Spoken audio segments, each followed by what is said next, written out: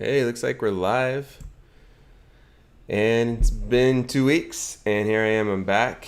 And yes, I'm wearing my hair down. It's gotten sort of like long and weird, and I don't know what to do with it. And so this is what you get. And we're doing a regular QA today. Um, Happy to be here. Happy to spend some time with you guys. I'm going to start this one out with a question that I got asked on Facebook by a friend of mine. And the question is this. Let me, I did a little screenshot of it.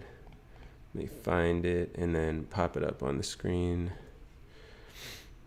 What's the easiest way to do? Can I just drop this in like this? Yeah. Oh yeah, you can see I've got my, I've had a lot of people be a little bit confused about how it works with YouTube, so I decided to put this up in the upper left of my screen. Join this YouTube channel to learn how to deal poker. And there's 3 tiers there, and I left one of them out because that one's really just if someone wants to spend like $5 a month and just dig through mountains of content from past live streams and try to get enough where they just don't feel like spending $50 a month. $50 a month isn't for everybody, but really if you're trying to learn how to deal poker, you have to join at the All Texas Hold'em Lessons level. So I put that information up there, and you can now it's just here for anybody that's confused. I've had enough people be sort of confused. I get emails sometimes where someone joins at the $5 a month level on YouTube, and they're like, "Why can't I access the course?" It's like, well, because a course to learn how to deal poker is not going to be $5 a month. Mohammed says hi and says, "What is a small blinder and how do I play it?" That's sort of fascinating. I like that question. So I will answer that one first, and then I will jump to this little question I have from my friend on Facebook. So what is a small blinder? Well, a small blind is something in poker where in any flop game generally, and some other games as well, you have a small blind and a big blind, and these are bets that people put into the pot before they even look at their cards, and they're meant to initiate action. So without putting in any bets before the action starts, everybody at the table would have the opportunity to simply wait and only play aces, for example, in Texas Hold'em. And then that would be no fun for anybody. So we incentivize the players to play more hands by putting blinds in. The small blind is the smaller of the 2 blinds. Now, I've never heard the term small blinder as you phrased it in the chat, and so I'm just assuming that you're asking what a small blind is. In 1-2 no limit Texas Hold'em, for example, the small blind is $1, and that is to the left of the button. The big blind is $2, and that's to the left of the small blind. And if anybody wants to stay in, the action starts to the left of the big blind, and that player's in for $0, and they can fold and contribute 0 to the pot in that first betting round. Or they can call if they want to put $2 into the pot in 1-2 no limit.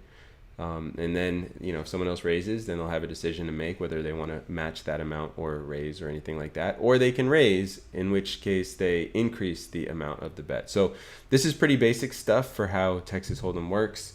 And, if you're not that familiar with it, it's a very reasonable question for what a small blind is. And if someone once used the term small blinder, and you wanted to know what that was, that's fair too. I don't know what a small blinder is. I don't think it's a thing to my knowledge. Now, in terms of how to play from the small blind position, I don't have time for that. I mean that in a loving way. Like, playing from the small blind, you're always in the worst position every single street after preflop, and it's really hard to play from that position profitably. At the same time, you have some money in the pot already. So I would say use a raise or fold approach if you're playing poker from the small blind position. This is courtesy of Live Poker Coaching, another project I work on YouTube, one word.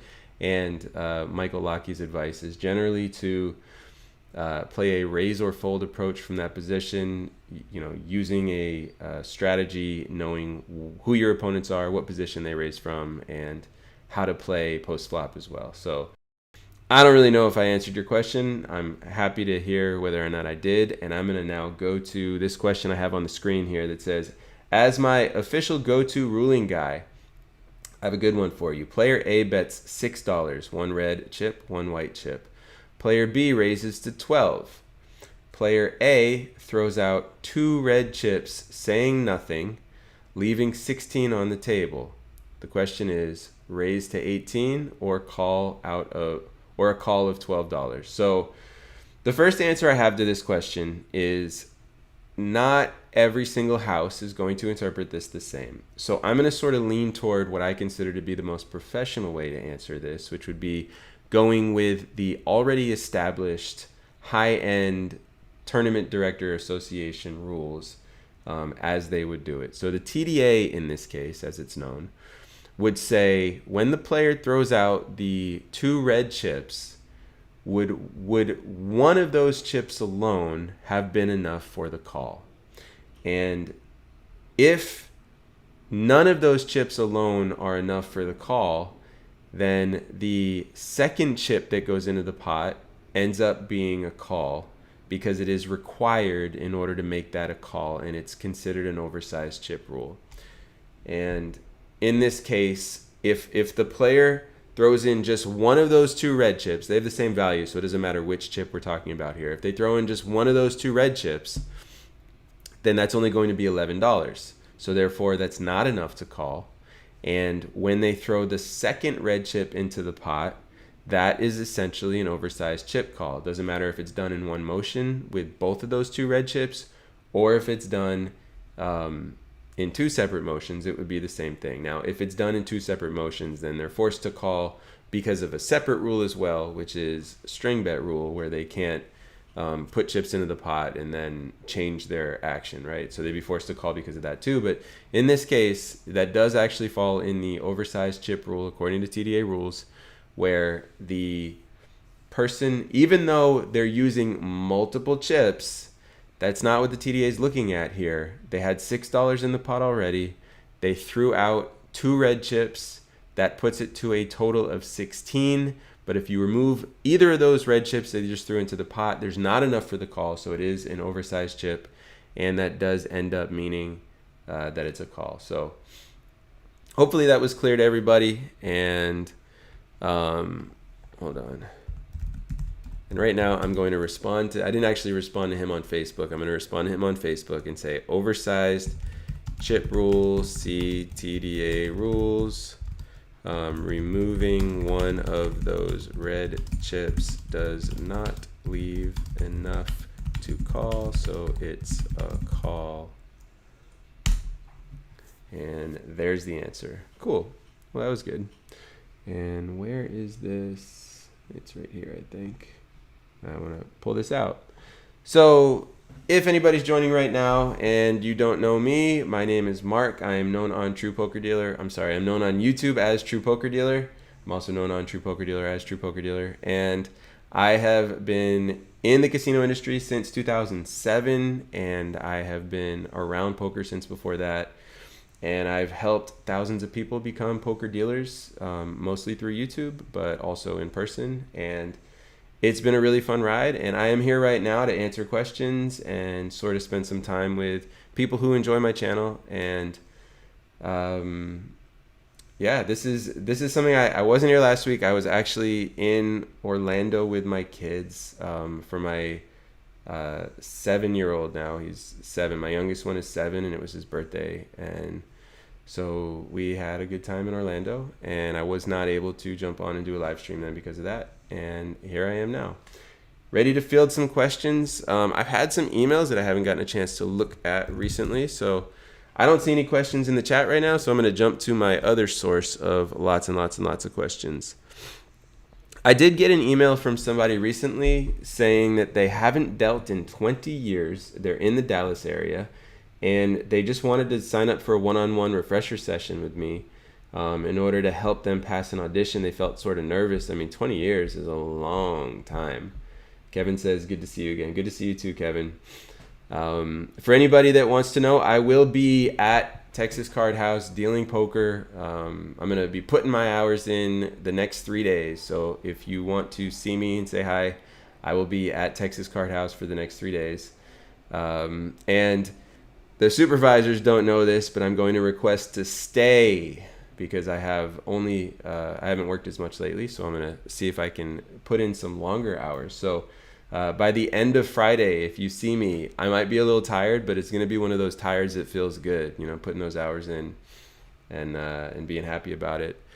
But yeah, so this individual reached out to me and they said it's been 20 years and a refresher session, you know. So I sort of have to have a conversation with this individual and find out when they dealt, how long they dealt for, and what it was like, and get a sense of them before I actually take on a refresher session. I don't like to promise anything to anybody. So if you're somebody that used to deal poker though, and you would like to do a refresher session, that is something that I do. I can do it via video. Ooh, is this on a delay right now? Is this? No, it seems fine. It seems like the video's a little delayed. I hate that, man. But, and I don't know where it's coming from. Let me delete some things in here. Maybe that'll help it. And there's that. And I gotta get on the better internet. I wonder what this will do.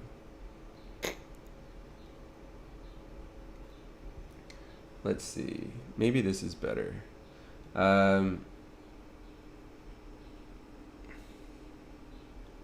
Let's see. I just gotta wait until this reconnects, I guess.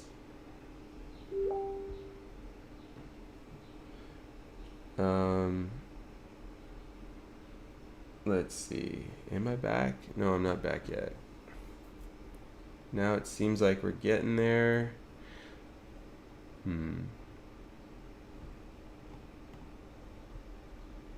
Okay, we're back. So, can you explain when people are checking or calling in poker? Can you explain when people are checking or calling in poker? Sure.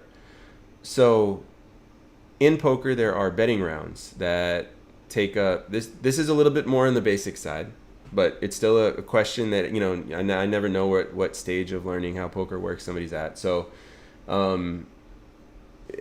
in poker there are betting rounds. So in Texas Hold'em, there's a betting round when you get your cards before there's a flop. There's a betting round after the flop comes out. There's a betting round after the turn comes out. There's a betting round after the river comes out. Having these 4 betting rounds is what makes it so that you can get some pretty big pots. And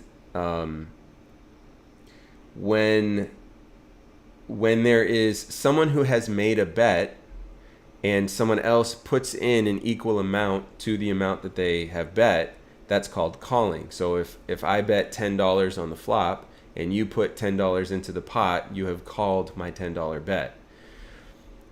Separately, if it's my turn first and we're on the flop and nobody's put any money in during this betting round, I can check, which is essentially saying I'm calling 0 or not putting any money into the pot. But because there's no bet that I have to make a decision on, I am entitled to continue in this hand until that changes. So I can check, and then you, if you're next, could either check also, which would be continuing to keep the betting amount 0 for this round, or you could make a bet, which would be increasing it, and then I would no longer be able to check when the action gets back to me. I would have to either fold or call your bet. So hopefully that explained what you were looking for. And let's see. So the individual who asked me the question said, I said raise because of the white chip that was left as part of the bet. Was not sure if oversized chip still applied with the additional chip that was already there. And that's a very valid response to that oversized chip rule question that I just talked about. So I'm going to respond to him and tell you guys what my response is. So the way the rule works only takes into account chips that are being added to the bet. It does, well, let me see. The player not removing a $1 chip does not affect this.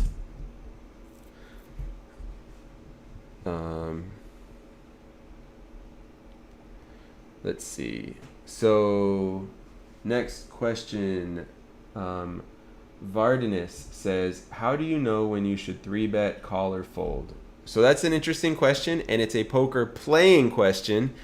So as True Poker Dealer, I am very experienced at teaching people how to work in poker as a poker dealer. It doesn't explain this in my name, but I'm even more experienced as a poker supervisor than a dealer, and as a poker shift manager, I'm experienced as well.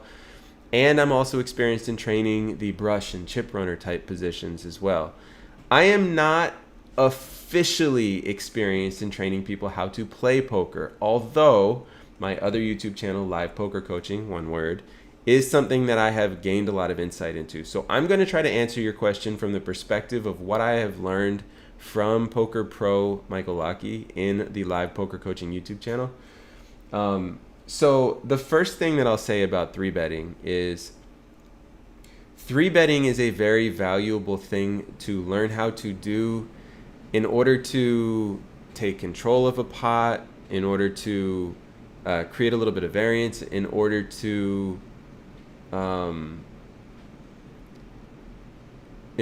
expand your ways to make money at poker.